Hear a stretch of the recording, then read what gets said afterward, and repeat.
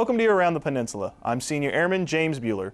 Living in one of the world's largest cities can be very intimidating. Army Sergeant Alan Brutus takes a walk with a man who helps others step out of their comfort zone. The first one was in February.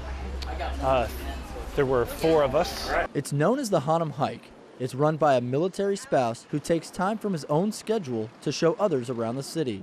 I live here in Hauntem Village and have a lot of neighbors that I noticed weren't getting out of the house. So I got a group of people one day that asked me to show them around, and we just went for a little walk.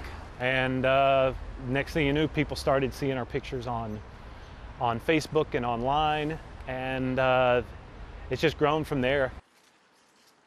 One unique thing about the hike is that you will never see the same thing twice. For instance, last week we went up to Namsan Park. We've done one to where we've gotten on the subway and went far side of town and took them to some palaces and fortress.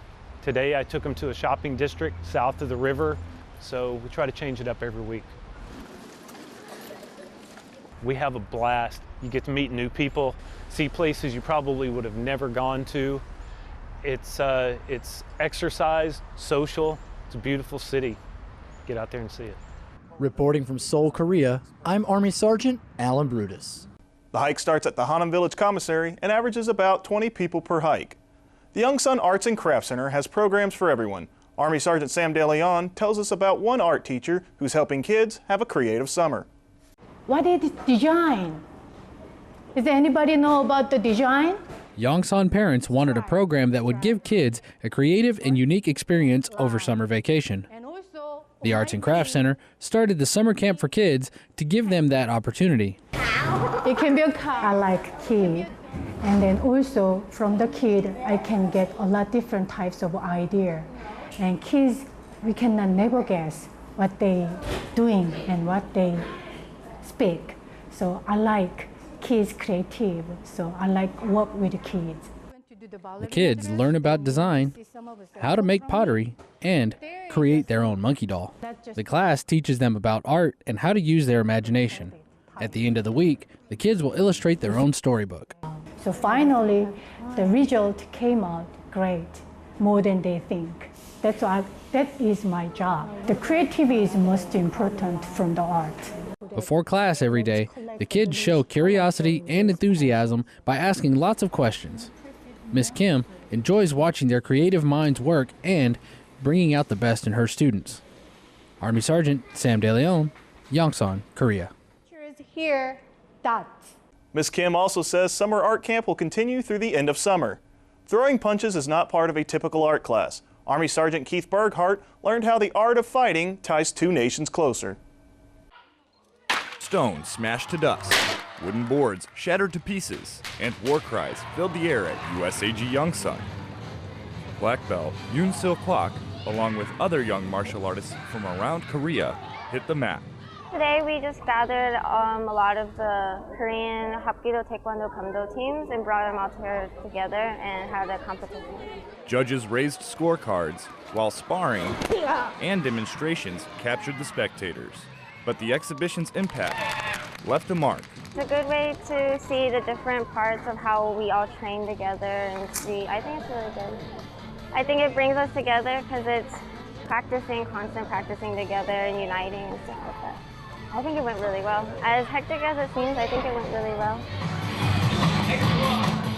President of the International Police Martial Arts Federation understood the driving force behind the event. The U.S. and Korea, the relationship is very strong now. Army Sergeant Keith Berghart, Yongsan, Korea. This was the 3rd annual martial arts exhibition held at USAG Yongsan. The Secretary of Defense directed all services to conduct a sexual assault prevention and response stand-down day. Air Force Sergeant Will Bracey shows how airmen train at Kunsan Air Base. Airmen at Kunsan Air Base line up for a silent walk. This is part of the Sexual Assault and Prevention Response, or SAPR, training for the 8th Fighter Wing.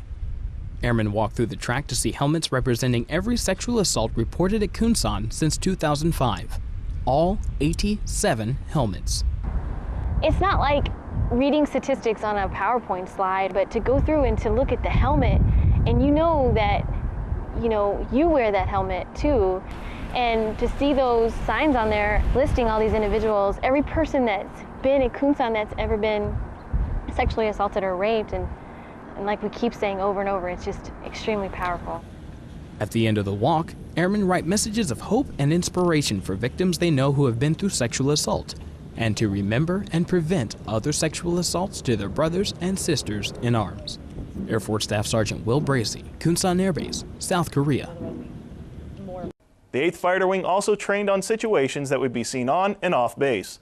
Volunteering for community service on the peninsula helps strengthen bonds. Specialist Sarah Herring shows how these volunteers are recognized. There is a sense of morality that comes with being a service member, but rarely do we see others go above and beyond their call of duty. I've been in almost 13 years, and I would say this is the first time I'm actually recommending someone for a volunteer service award.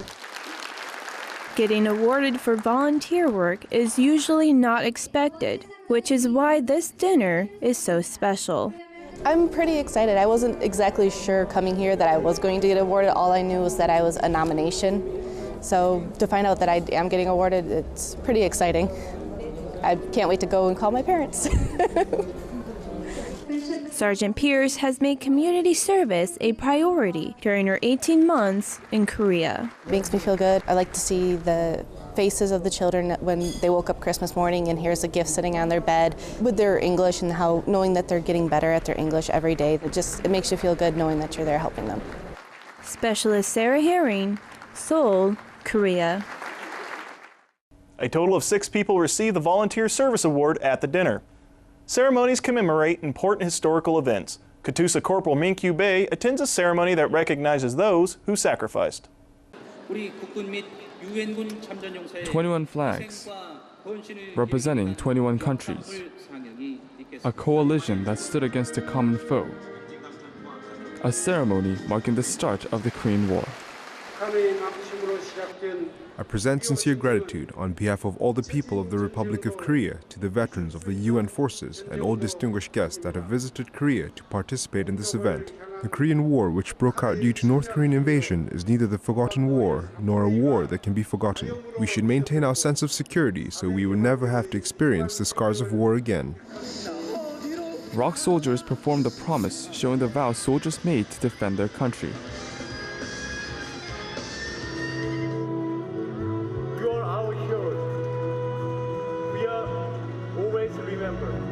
Katusa Corporal Min-kyu Bae, Seoul, Korea. 63 years have passed since the outbreak of the Korean War. Summertime in Korea is hot enough to make anyone want to stay indoors. Katusa Sergeant Woo Yun-jo shows a group of soldiers that face the heat to show respect for a fellow soldier. The U.S. Army's top operational commander on the Korean Peninsula, Lieutenant General John D. Johnson, relinquished command of 8th Army to Lieutenant General Bernard Champeau. It feels great. I tell you why it feels great.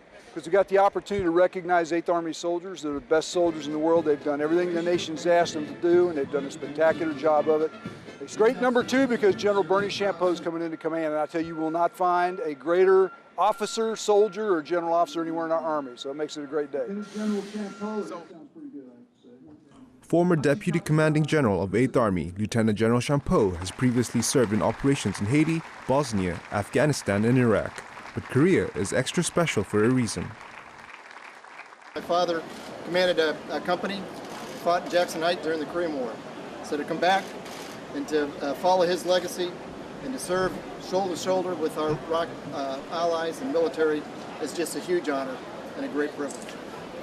For the 2.5 years in command, General Johnson established many important relationships with service members, families, civilians, and ROK soldiers. Katusa Sergeant Woo Yun-jo, Seoul, Korea.